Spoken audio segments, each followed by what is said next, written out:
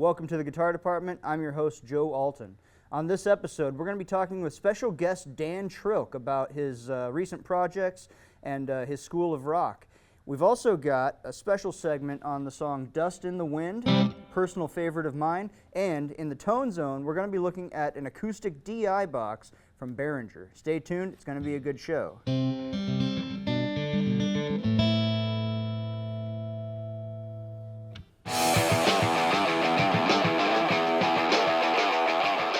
The song Dust in the Wind by Kansas is a classic finger-picking exercise. There's a lot of left-hand intricacies that we're going to have to learn along the way, but it all starts with this right-hand finger pattern. And that pattern, essentially, in my mind, happens in two parts. The first part is the thumb and the middle finger together. The thumb is going to play the 5th string, and the middle finger is going to play the 2nd string. So you play those two together, and then you're going to go thumb on the 4th string and pointer finger on the 3rd string. So we've got the 2 strings together, and then thumb, index. And they happen in the rhythm of 1, 2, and. Then, in the second half of the measure, beats 3 and 4, we have a straight 8th note. So 4 notes, we're going to go thumb on the 5th string, middle finger on the 2nd string, thumb again on the 4th string, and pointer on the 3rd string. So it is the 2 fingers together, and then 4th string, 3rd string, 5th string, 2nd string, 4th string, 3rd string. One easier way to think of this, if you divide it in half, is that it's actually the same pattern twice, but the first time you hit the first 2 notes together. And the second time you offset them by going thumb and then middle finger. And of course it doesn't sound like much without the chord down, so here it is with the C chord. So the 2 fingers together, thumb, index, thumb, middle, thumb, index. That pattern is going to carry you through most of this song. So in order to get it down, what I would suggest you do is work on getting it a little bit under your fingers,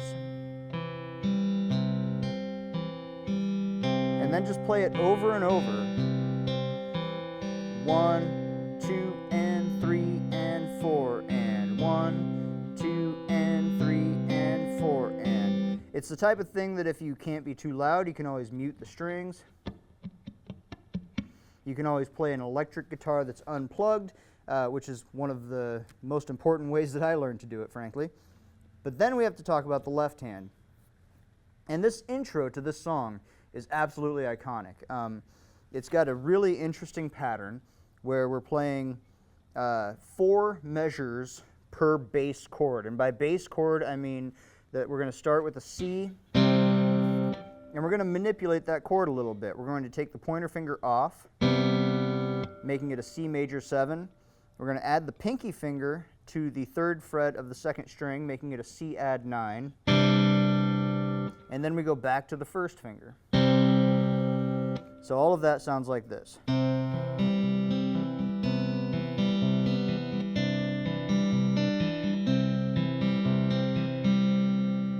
And at that point, our bass chord changes. We're going to go to an A minor chord. But since we just had our 1st finger on the 1st fret, we're now going to take that off. And so our 2nd chord starts on a 0, actually, making it an A sus2. Then we're going to add the pinky to the 3rd fret of the 2nd string again and make that an A sus4. Then we go back to a normal A minor with the pointer finger on the 1st fret. And then we're going to take the pointer finger back off, and again we're going to end the bass chord the same way we started it with that A sus2.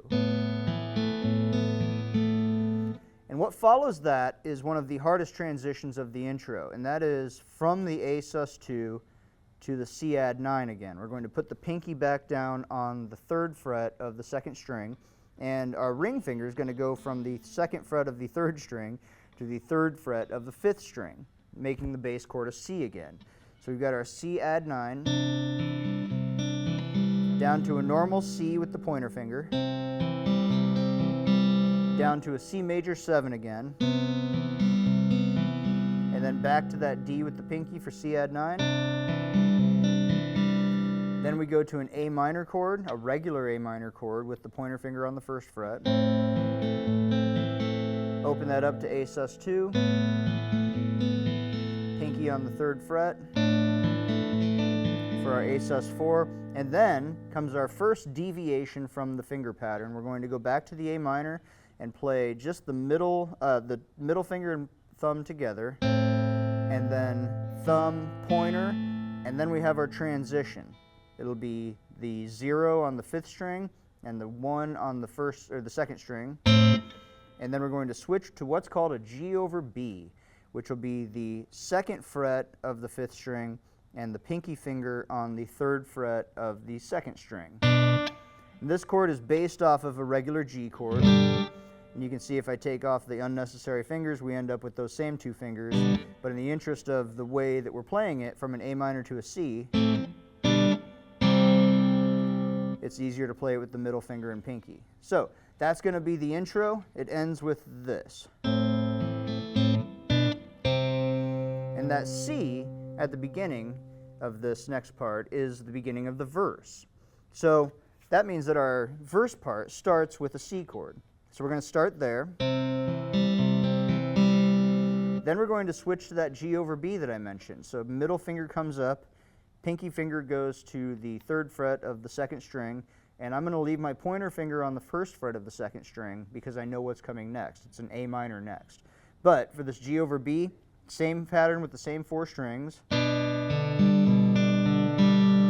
And then we switch down to a normal A minor, but for beat 1, we're going to bring the middle finger on the right hand down 1 string. And then the rest of the pattern follows the same strings that we've been on. And then they extend that chord by making it a whole measure. So that A minor happens twice. It'll go C, G over B, A minor. And here's where it gets a little bit trickier. We're going to go to a G chord, but our G chord in this case is going to be just 1 finger on the 3rd fret of the 6th string. And the reason that works is that we're going to skip over with our thumb from the 6th string to the 4th string. We're not going to play the 5th string. Our root is now on the 6th string, and we're going to play the same 2 fingers on the same 2 strings with the 2nd and 3rd strings, but the thumb is going to play the 6th and 4th string. Just like that. And then we're going to jump down to what's called a D minor 7 chord. Now the D minor 7 chord happens on the 1st, 2nd, 3rd, and 4th strings, which means the whole pattern now has to move down to those 4 strings. So your middle finger will be on the 1st, pointer on the 2nd, and the thumb will take the 3rd and 4th strings. Then we go back to the A minor chord. Then we have that same transition that we had from the end of the intro into the verse, from the end of the 1st verse into the 2nd verse. I know that sounds confusing, but it's that same, that part there. So the whole verse sounds like this.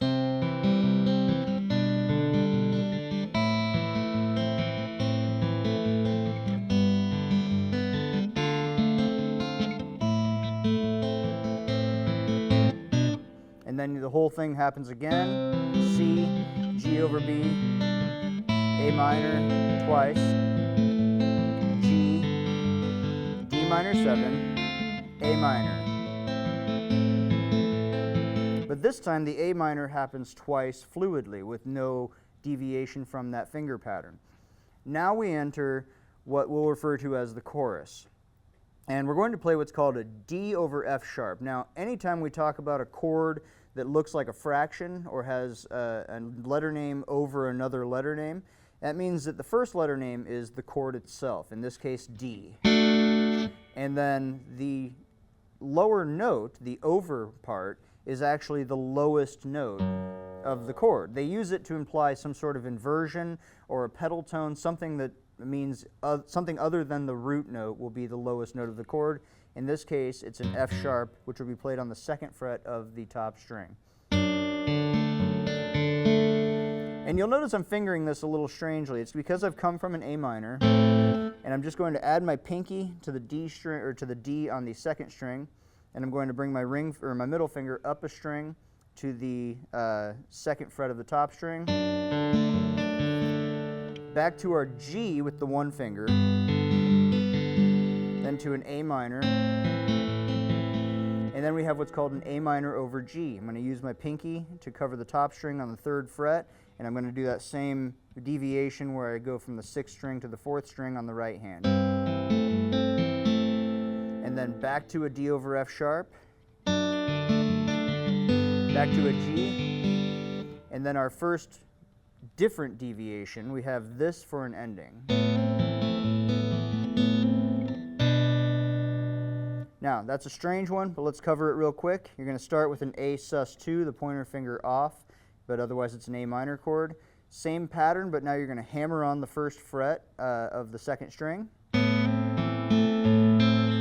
going to take the middle or the pointer finger back off so that it's an A sus2 again. And then when you get to the end of the pattern, you start it again. Do the hammer on, and then immediately switch to a G over B. And that brings you back to the beginning of the verse.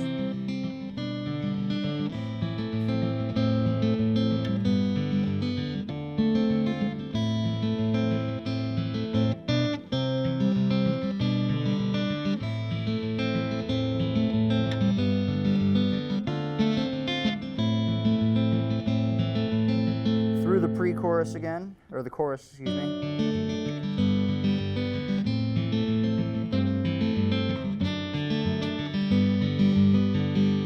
And this time, instead of having that, that ending, that sort of cadence that we had, we move into the violin solo part. Now, this is one of my favorite parts. It's very shape-driven. You're going to start with your whatever finger you'd like. I use my pinky and my pointer finger. 7th fret of the 4th string and 5th fret of the 3rd string. The pattern with your right hand stays on the middle 4 strings, so 2nd, 3rd, and 4th, and 5th. Twice through the pattern. Flip the fingers so that they just trade places. Now 5th fret on the 4th string and 7th fret on the 3rd string. Move that whole shape down 2 frets so that it's on 3 and 5. Add your middle finger to that D that we've been talking about, the 3rd fret of the 2nd string. And then it comes back off for the second half of that pattern. And that whole thing repeats 3 times.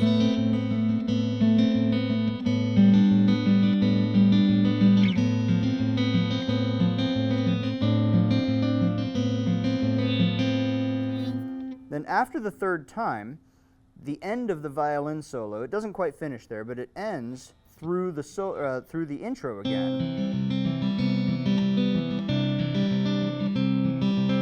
So you run through the whole intro, you run through the whole verse again, you run through the entire chorus again, but this time, on the chorus, you're going to go D over F sharp, G, A minor over G, and then do that a couple more times.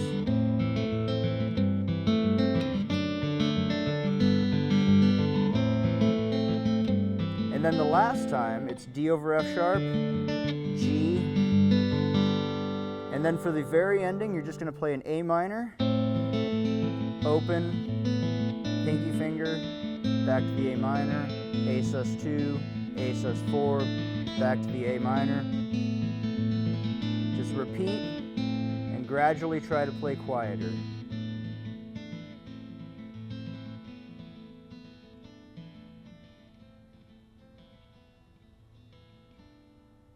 There's something to be said for a live fade. And that's how you play Dust in the Wind by Kansas. All right, well, welcome back. We are here with Dan Trilk. Dan, how you doing? Very good. Long time no see. It has been a while. For those of you who don't know, Dan and I both performed with a special friend of ours named Debbie Doo-Wop, who is a children's performer. They were Debbie Doo-Wop and Dynamite Dan. And when Dan wasn't available, Debbie would call me sometimes. I was jamming Joe, and that was just a blast, wasn't it? You guys put out 2 albums together. Yeah. A lot of collaborative writing. Yep. Yeah, we were pretty busy with it for a while. And I think we've just kind of both got into other stuff, but it was great watching the little kids enjoying it and dancing around. And it's great to have like a Tuesday morning gig too. Yeah. There's not many opportunities for that. Yeah, you don't have to play until 11 when you're playing for kids, that's for sure. Right. And of course, you mentioned you guys have both moved on since then, and still do some stuff. But now you've got a couple other projects going on. You've got solo performances. You've got a collaborative effort. I wanted to start with actually, I want to talk about a quote that's on your website. Okay. You pull up dantrilkmusic.com, and what comes up is this description. A rich gravy of rootsy musical styles, all evenly poured over the meat and potatoes of unique, savory songwriting, quirky, relatable lyrics, tasty guitar playing, and honest, hearty vocals. End quote. I have to ask, whose quote is that? It's funny, one of my previous students just texted me yesterday and asked, whose quote is that? And it's mine. It's your quote. Yeah. I have always hated writing bios, and somehow I came up with that, and I felt pretty good about it, you know. That's very descriptive. It's very poetic. Yeah. It's got a touch of Hemingway in it, and it's sort of like not what I was going for, but I'll take it. It's pretty good. So you put out an album. It's now 6 years old. You said it's Iowa Weather. Yes. And that's your more sort of folky Americana style songwriting. Yeah. I've been in bands my whole life, and when I got married and had kids, I guess I still was in bands, but that's always been kind of what I do on my own, pick up the acoustic and come up with finger picking kind of stuff, and then or strummy kind of stuff, and what I wanted to do is put it out an album that kind of put all that stuff together. I do write in lots of different styles, but that is what best suits me as a solo performer working on my own. And that album was completely self-contained too, wasn't it? Or did you have more studio musicians come in on it? No, I did perform all of it. I think the Steve Kapp, I did record it at Kapp Audio in Norwalk, which isn't there anymore, and then his basement flooded, and which is kind of funny, right in the middle of recording a record called Iowa Weather. Yeah. And then we finished up in Ames at Dennis Hayslip's Arc recording. So, sure. But I think Steve actually put the shaker in one song. Okay. Yeah. So it's not completely. Which was very inspired. That is very. So, yeah. It's he deserves recognition for his shaker skills for sure. So you've got a more recent project. Is Old Big Bear correct? Yeah, Old Big Bear. That Bear. was my nickname growing up. Why did you get that name? Well, I'm kidding. We can all tell. It actually started with my younger brother. He is 2.5 years younger than me, and maybe, well, he doesn't have the beard, but he's quite hairy as well. Sure. And his friends would call him Bear, so they started calling me Old Big Bear. Right. And that kind of stuck, and I always thought that'd be a cool name for a band or something. So yeah, anything that I write that has a kind of a rock is going to rock, or even a little. There has been some kind of country rock stuff I've done, or country trap even, that I put under the moniker of, or even kind of soul-ish kind of stuff under the moniker of Old Big Bear. And both of these albums are available to listen to anyway on your website, dantrilkmusic.com, correct? Yes, or at least you could find a link. I know Iowa Weather's up there, and then there are some Old Big Bear songs there, but I haven't actually released an album of Old Big Bear material. I've just released a few singles. Okay. So I would like to do a record at some point. I have enough stuff to do that. I was going to say, I believe there was like 13 songs under the Old Big Bear moniker on there. Oh, wow, okay. Listed on there now. Yeah, maybe I should put a record together. You should probably visit your own website, too. Yeah. It sounds like. I have other monikers, that I write under, too. One is called Earth Shakers, and one's called Vivid, and some are more pop, and but yeah, definitely Old Big Bear's more. Most of the stuff is under Old Big Bear. So you've got your solo project with Iowa Weather. You've got the side, more collaborative projects. You mentioned off camera that's a little more. You have some songwriting partners and some people that you've worked with more collaboratively on that album. And Yeah. those are both sort of side projects, though, aren't they? Because I understand that you've been doing mostly sync licensing lately. Yeah, I have been focusing on that. It kind of was serendipitous that I took this class right before COVID hit. It was a 6-month, very intensive course on how to write and produce for syncing to film and television, and I've been recording my whole life on my own, but never felt like I could give it over to the hump where it was at the industry standard The production quality, value, you know. yeah. And I just worked really hard at it and got lots of help from a lot of people. And they had listening sessions where they would give feedback, and I got it to the point where I can record something, from start to finish, and then have a sync agency pick it up and shop it around, and gotten some placements since then as well too. Yeah, and so I was reading your list. It's pretty impressive, actually. Netflix, USA, and a handful of others. What would you say is your most high-profile placement?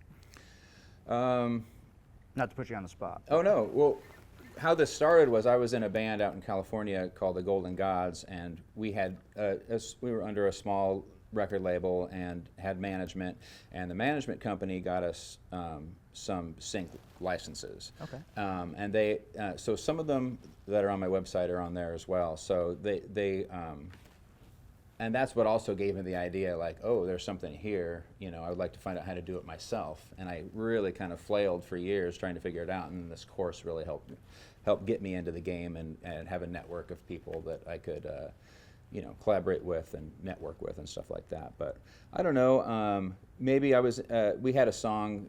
The Golden Gods had a song called "The Midas Touch" that was in a movie called Waitress. Okay. That came out like 2008.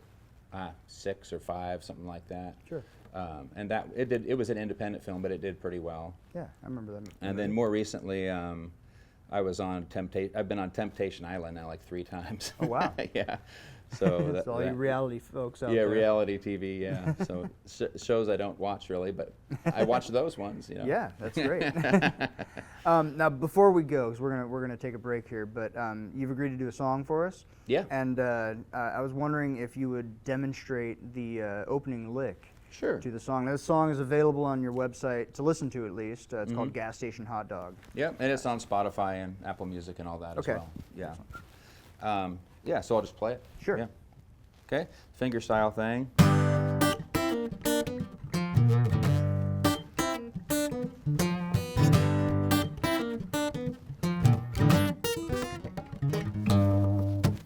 Excellent. guess So that's the that was just opening. a G chord, Yep. and then something like that. Like, I'm doing a little bounce there, like down. Yeah, and then yeah.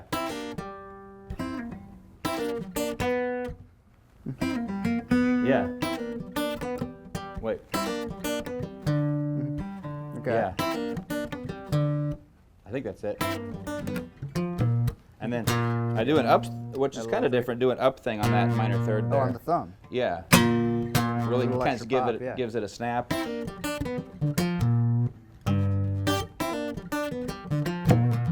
kind of weird to do it and think about it. Sure. Slow it down and break it down. Yeah. It's a cool riff. Now, what was that last little run you did before the final chord? Oh yeah. Wait. So Now of course. it's a you do little it. shape-driven piece. Yeah, very shape driven. Little Yeah. tritone. So what was it?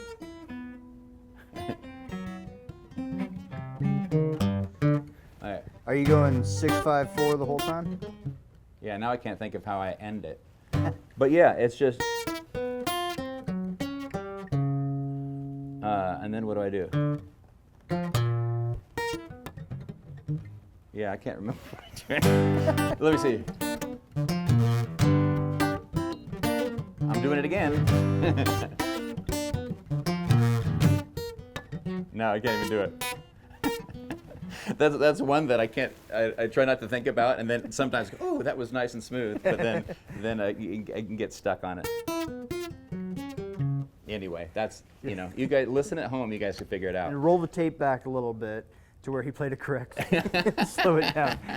Well, Dan, thank you for being here. Will you do a song for us here in a moment? Yeah, I'll do that one. Hopefully I get it right in that. Excellent.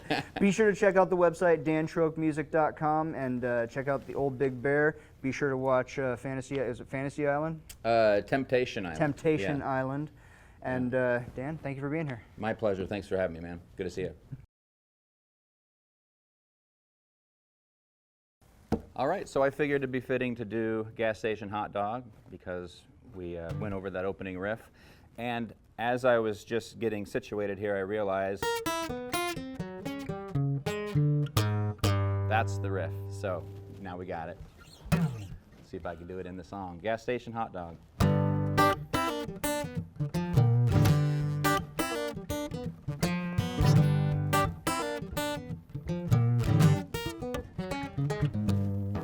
Coming home from a show, I need some fuel and a cup of joe.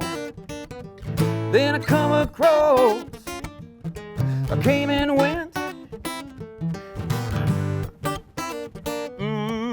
7 cents.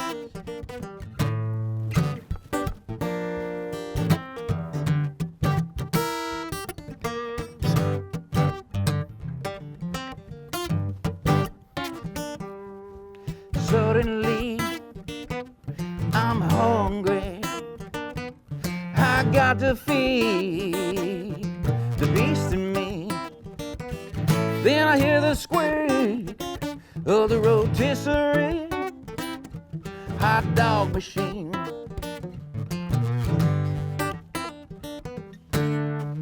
Mechanically separated me, cooked till leathery, at a price that just can't be beat. You can't eat just 3. I need a gas station hot dog. I want a gas station hot dog. I want a gas station hot dog. Coffee, cheesy curls, Mr. Fizz, a frosty whirl, jelly donut, a pack of gum, ice cream Sammy, some dum-dums. Then I hear the squeak of the rotisserie hot dog machine.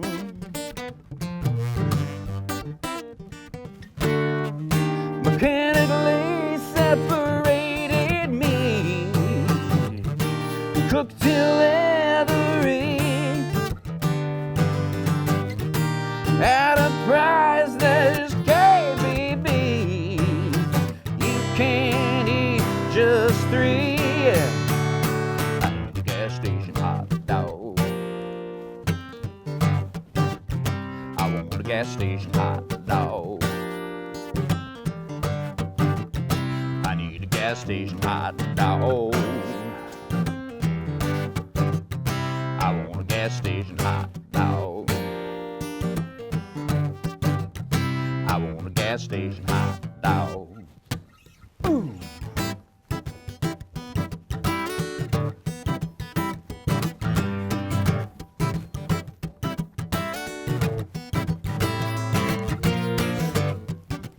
So there they are, all glistening and brown, rolling around in a hot, sweet sweat, so profound.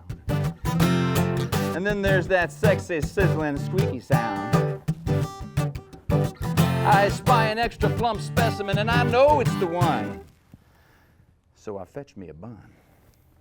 Can you hear the squeak of the rotisserie hot dog machine?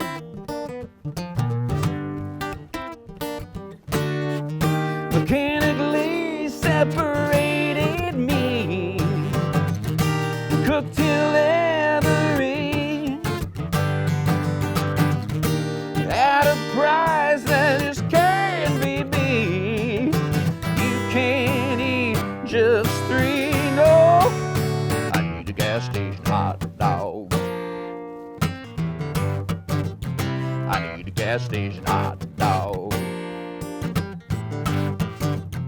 I want a gas station hot dog.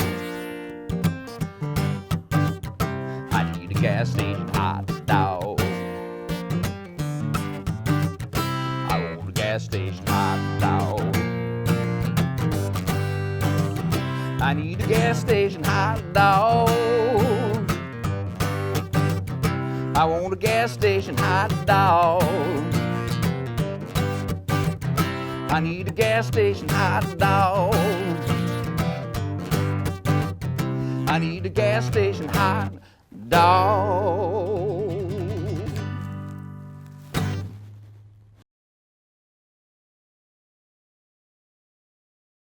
And now it's time for us to step into the tone zone, and today, because we're playing acoustics, I brought in my acoustic DI box. It's also an acoustic modeler and preamp, and here's how it works. Essentially, when you plug an acoustic guitar directly into an electric amplifier, this is a Vox AC15, it's a very common combo amp, it tends to not give you the best sound. It's not too bad, but it's a little bit tinny. It's a little bit brighter than most people want out of their acoustics. And one of the reasons that I have this Breedlove organic series here is that it just sounded nice and warm when I played it acoustic in the room. I compared it against my Takamine, I compared it against my Alvarez, and it just won. So I bought it. And if I'm going to play it through something like a Vox AC15, you have to have something to sort of calibrate it to the amp so that it doesn't sound like you're just mixing up the wrong equipment. And so what I have here is the Behringer Acoustic ADI-21. And here's what it sounds like without it.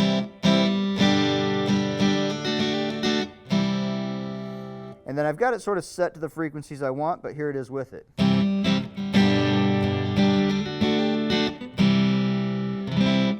And you can just sort of tell right away, it's warmed it up quite a bit. Here it is again without that.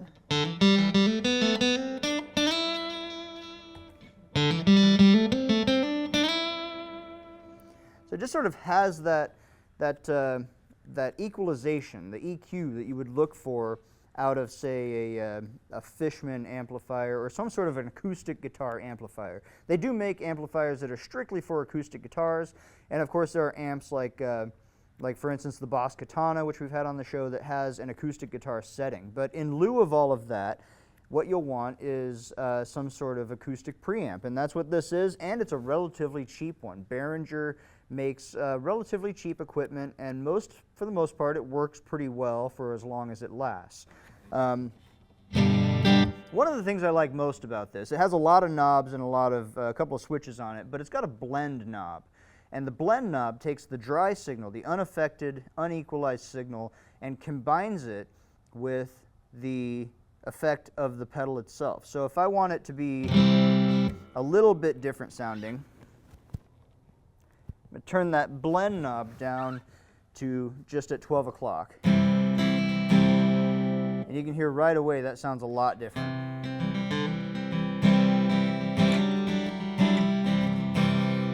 If I turn it all the way down,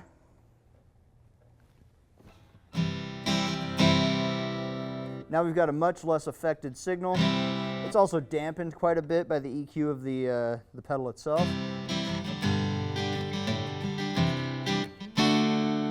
That leaves you with a pretty wide range of sounds that you can get out of just the acoustic guitar without touching the knobs on the guitar itself. Mine are within the sound hole, by the way, and without touching the knobs on the amplifier. And that's our pedal of the week, the Behringer Acoustic ADI-21.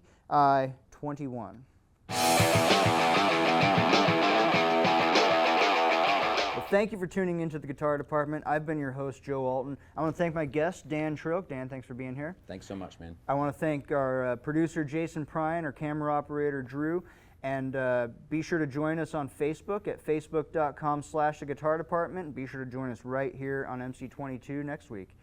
Dan, you want to help us play us out? Yeah.